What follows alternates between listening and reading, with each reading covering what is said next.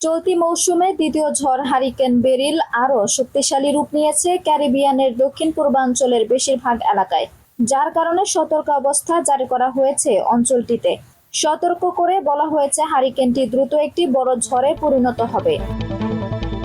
BBC জানিয়েছে রোববার ৩০ June স্থানীয় সময় ক্যারিবিয়ানের দক্ষিণ পূর্বাঞ্চলের বেশিরভাগ এলাকায় আঘাত হানতে পারে ঝড়টি। এই অঞ্চলে হারিকেন মৌসুম সাধারণত ১ জুনের শুরু হয়ে ৩০ নভেম্বর পর্যন্ত চলবে।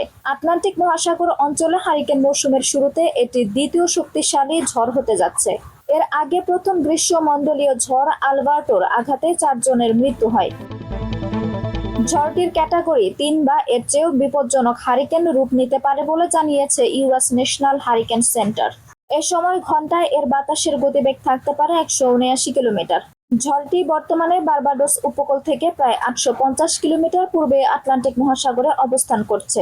আগামীকাল সোমবার ১ জুলাই সকালে উইন্ডওয়ার্ড দ্বীপপুঞ্জে বড় ধরনের বিপজ্জনক ঝড় হয়ে আসবে বলে পূর্বাভাস বলা হচ্ছে।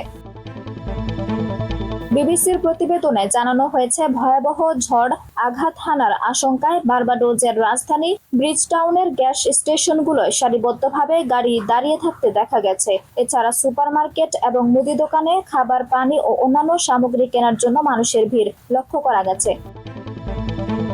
আঞ্জুম হক, আরবি টাইম নিউজ ডেস্ক।